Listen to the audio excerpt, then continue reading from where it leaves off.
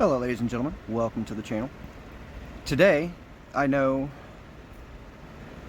a few other people may share their experiences as well, but this is going to be my first ghost story of my own personal experience.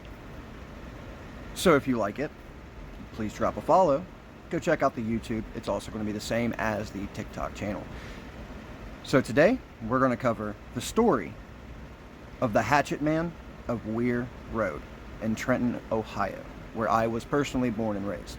So this story actually resonates deep within me because it literally, the street was about 15 minutes walking from many of the places that I lived in Trenton, Ohio. The story goes, from the recollection that I remember, there was a caretaker at the local cemetery that was on Wehr Road. So there was a man who never was identified that lost all control, mental sense, mental ability, everything, and he went on a complete rampage in the early 1800s of this, I'm sorry, not 1900s, of this small town, Trenton, Ohio. He took a hatchet and he went house by house, knocking on the doors, trying to get somebody to answer so he could claim his first victim. That turned into, he knocked on the caretaker's house of this cemetery that's on this street. As he knocked on the door, the man opened the door. The caretaker asked, "How can I help you?" The hatchet man sat there with a blank expression on his face. So as the caretaker is trying to figure out why this man is knocking on his door late at night, he starts questioning the man. Is everything okay? Are you all right? Do you need medical assistance? Do I need to contact the local police? Anything to try to get this man to speak. And then he realizes, as he's talking to this man has a hatchet by his side. The man then just basically loses his consciousness as he feels a pain in his neck. The man had taken the hatchet and swung it at such a ferocious speed at this man's neck that it slit his neck right here.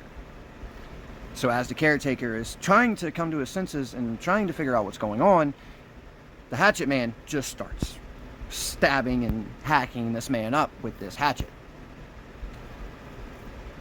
So as the caretaker lays there, he realizes, I'm dying, I don't know what to do. He takes one more chop right here to this jugular vein in his neck, which ultimately kills this man. A couple years later, people started noticing strange things, some strange disappearances along this road. There was also a big black German Shepherd on this road. And everybody around knew this German Shepherd. It was the kindest German Shepherd anybody has ever met. It would walk up to you, it would sniff you, it would smell with you, it would try to play, normal things a dog would try to do, but he did it with everyone. Fast forward a couple months later, there was someone walking along the road of Wehr Road, and they found the carcass of a dog. Now this dog was so decomposed, I guess would be the perfect word for this. The dog was so decomposed, but what they noticed was the size of the bones and the black fur of the dog. But people still kept saying they saw this dog. Well, they did have it removed, but they still saw the dog. But people started noticing more strange disappearances of people, of more animals. There was a makeshift slaughterhouse on this road. It was early, so, the local townspeople had to get their processed meat from somewhere, so that's where they would get it from. Later on, come to find out, the owner of this slaughterhouse, this makeshift slaughterhouse, disappeared. But the cows and the chickens and the eggs, they kept being sent out as normal, so nobody could really understand.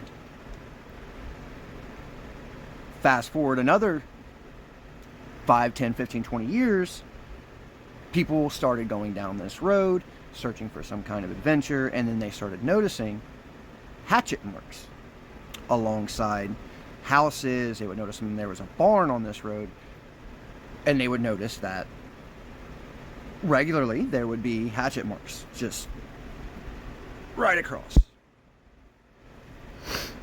So to combat this, people started trying to find out what's going on. They had a police stakeout many nights to try to figure it out. One police officer, we'll just call him Dan for now, had noticed one night that the cemetery mausoleum light was on. There was no caretaker at this time for this cemetery. So, in order to be able to figure it out, they went into the mausoleum, they were knocking on the door. Finally, they broke in to try to figure out what was going on. And when they broke in, it was empty. So, in order to do some kind of, information digging to try to figure out who had turned this mausoleum light on and why the door was still locked with nobody in there, it became one of the town's biggest mysteries, because the identity of the hatchetman was never actually found. So, fast forward for me a few years later. Well, many years later. I was about 16. I had a good friend named Zach, and a really good friend named John.